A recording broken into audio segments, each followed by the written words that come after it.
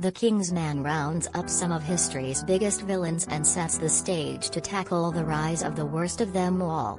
And given the time period, you cannot say you did not see it coming.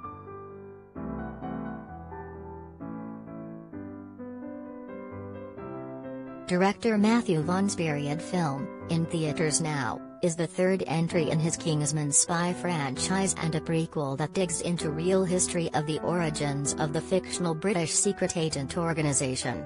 A cabal of evil tyrants and masterminds including Rasputin, Rhys Ifans, and Mata Hari, Valerie Packner, led by a mysterious figure known as the Shepherd, Matthew Good, helps ignite World War I and schemes to destroy England, and Orlando Oxford, Ralph Fiennes, rounds up a crew to take them down and make sure America enters the war, ultimately winning the day for the good guys.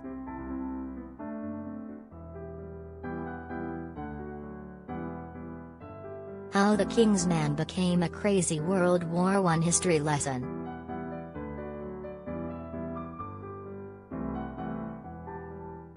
Afterward, Orlando founds the Kingsman organization as modern Knights of the Round Table. He even takes the code name Arthur. But villainy is still afoot, as Austrian astrologer Jan-Erik Hanussen, Daniel Brühl, picks up the pieces of the shepherd's flock, and a shadowy mustached man, David Cross, is seen at the abdication of Germany's Kaiser Wilhelm II, Tom Hollander, and also at a photo shoot where he assassinates Russia's Tsar Nicholas II, also Hollander, and family.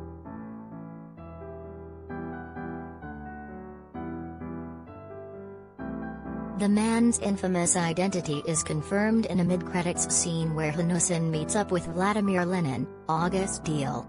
"Now it's time to address the balance of my new flock," Hanussen says.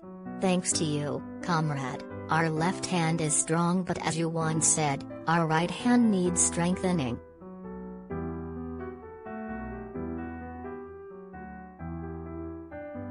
There's a knock at the door as the mustached man arrives. "This young man will come to rival your position in this world, my friend," Hanussen says to Lenin.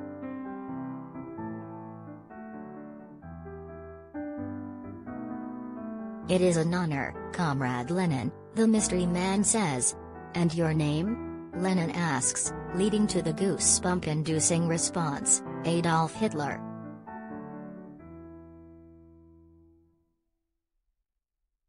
It's a setup for a possible next Kingsman prequel tackling World War II.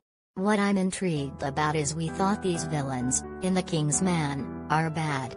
I'm like, you've got Hitler, you've got Stalin.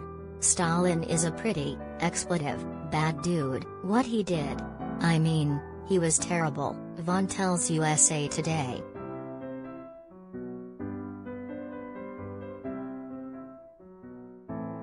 The Matrix Resurrections, The Kingsman, Sing 2.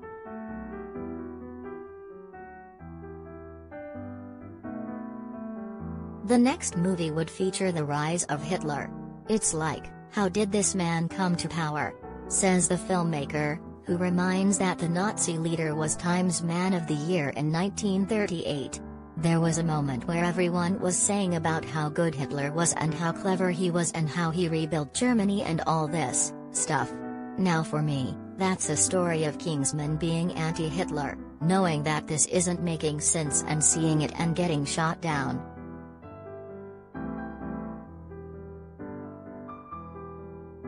Editor's note: Time's selection of Hitler was not an honor, and the magazine described him at the time as the greatest threatening force that the democratic, freedom-loving world faces today.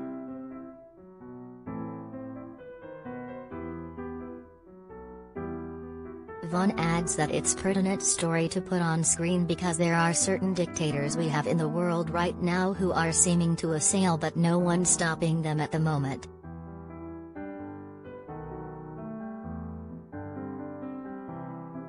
Next up, however, is a return to present-day Kingsman, with a third film starring Taron Egerton that Vaughn hopes to start filming mid-summer to September.